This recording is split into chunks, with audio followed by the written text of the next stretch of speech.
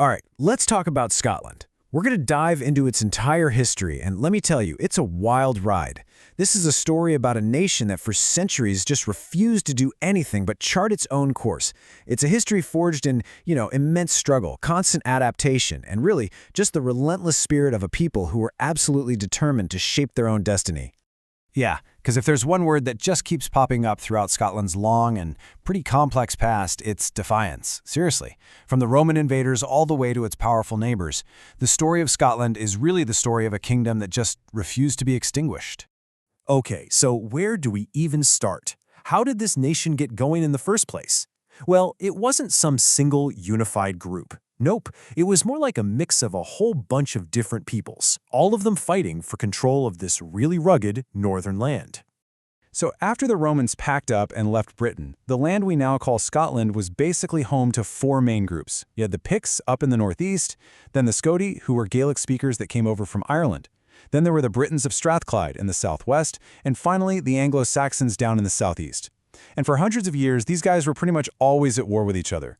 But then, a new player entered the game, the Vikings. And let me tell you, the sheer ferocity of their raids kind of forced everyone to rethink things. So around the 840s, this leader, Kenneth MacAlpin, he manages to unite the Scoti and the Picts. And that right there, that's the foundation for what would become the Kingdom of Alba. It's really the true beginning of Scotland. But this new kingdom was about to face its biggest test yet.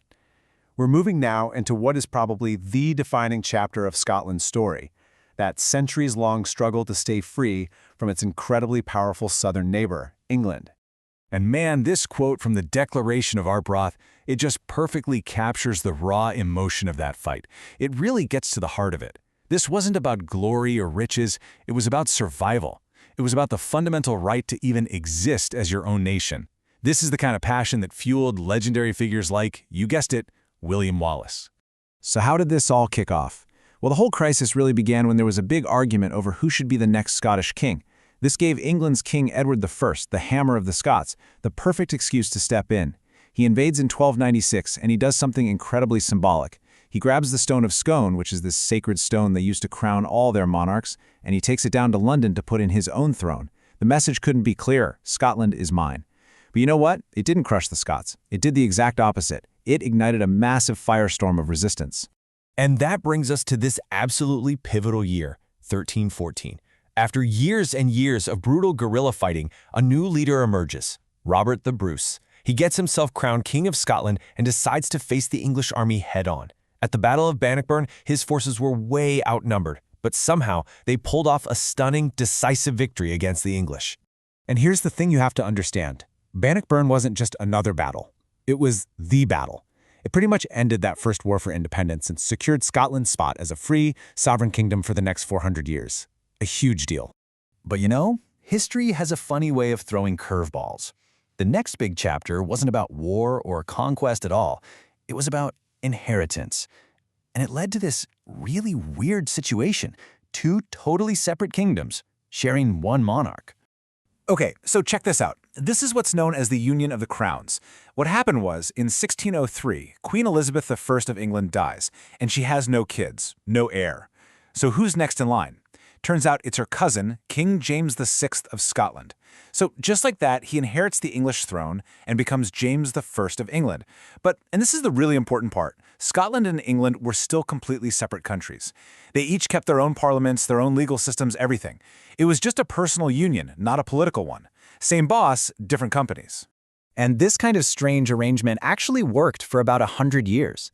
But then, a massive national disaster pushed Scotland right to the very brink.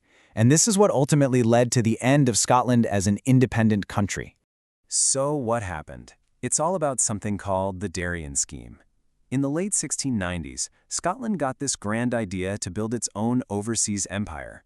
They decided to gamble everything, and I mean everything, on setting up a trading colony in Panama. It was a national obsession.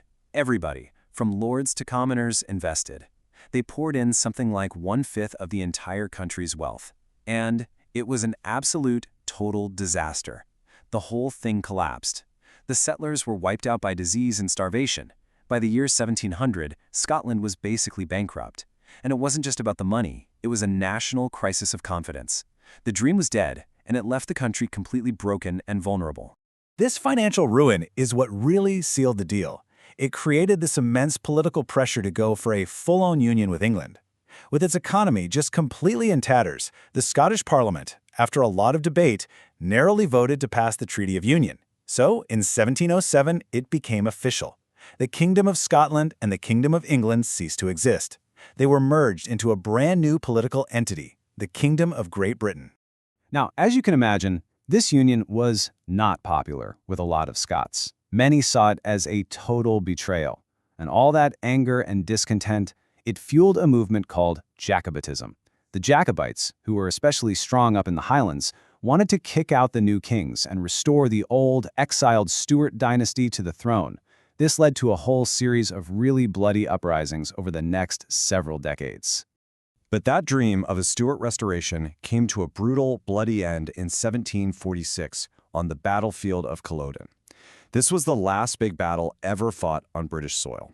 The Jacobite army, led by Bonnie Prince Charlie, was just crushed. And it wasn't just a military defeat. It was the end of an entire era. The British government then came down hard with a really ruthless campaign to completely dismantle the Highland clan system, which had been the heart of all the rebellions. And yet, from the ashes of all that conflict, a totally new Scotland started to emerge. So let's take a look at how the nation completely reinvented itself, becoming this intellectual and industrial powerhouse, and how that story continues today as it redefines its place in the modern world. Seriously, in the second half of the 18th century, Scotland just exploded with this incredible cultural and intellectual energy. We call it the Scottish Enlightenment.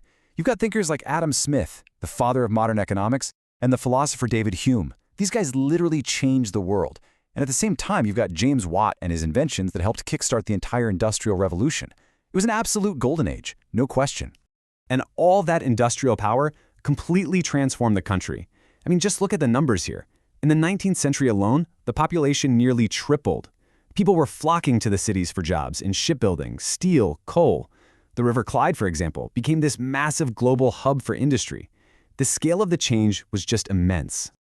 But after the unbelievable sacrifices of 2 world wars, the 20th century brought a really painful reversal of fortune. Scotland's heavy industries, the very things that made it a powerhouse, went into this steep, irreversible decline. This led to huge unemployment, a lot of economic hardship, and you know what that did? It fueled a growing political movement. People started demanding more control over Scotland's own affairs. And that movement hit a massive milestone in 1999. After a big national vote, the Scottish Parliament was brought back. It met in Edinburgh for the first time since 1707, nearly 300 years.